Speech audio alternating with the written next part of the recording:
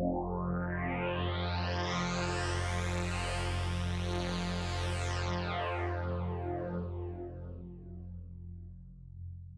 and welcome to Geek Speak with Envision IT, a podcast for business leaders and technology experts that like to stay on top of the latest security news and listen to interviews with insightful industry leaders.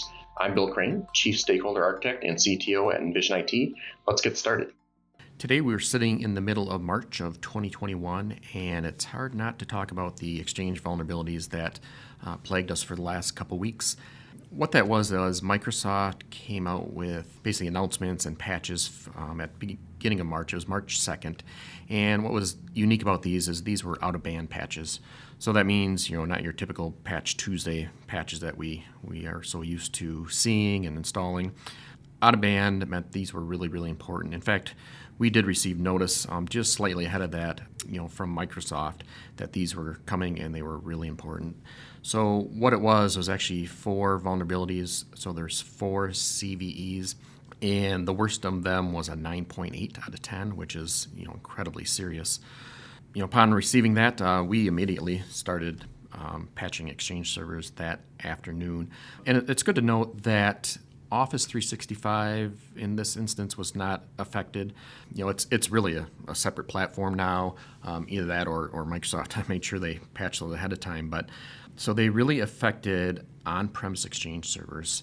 And one thing to note, we were pretty careful about this as well, is that even if you have migrated to Office 365, you may indeed have a Exchange server left on site.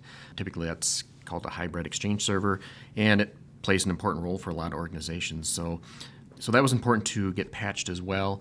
Not all of those servers were exposed directly to the internet, probably half and half, depending on your configuration.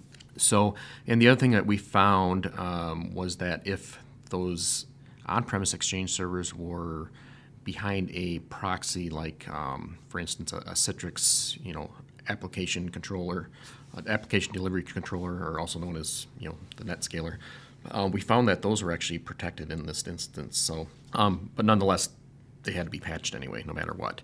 So, and what this was it was a remote code execution, and so anyone basically on the internet could scan, go find all the Exchange servers out there, and basically Outlook Web Access would be exposed, so IIS web server.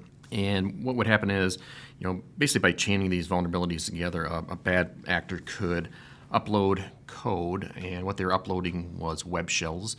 Web shells are malicious scripts or code that could be put on a web server and basically give you command and control from a remote web browser, which is really bad.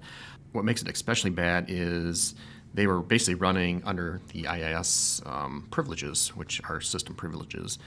So basically admin privileges on that box.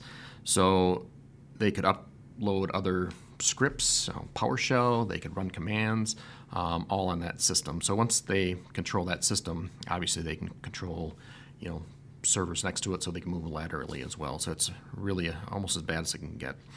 If you patch really quick, chances are you were in good shape. I hear all sorts of different numbers, anywhere from 30,000 to 80,000 or more of these Exchange servers were compromised. What we're learning is a lot of the compromises were really just kind of a spray tactic.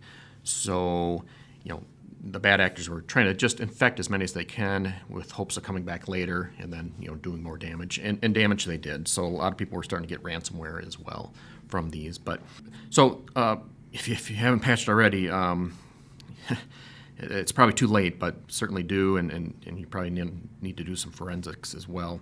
One of the things that we did learn is the patches that came out, they affected, 10 years worth of Exchange servers and versions. And where we had trouble for some customers were if they were not keeping their Exchange server up to date, with the latest patches.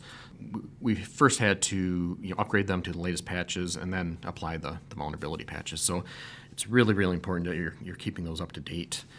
And then the other thing that was just most important was just patching these as fast as you could.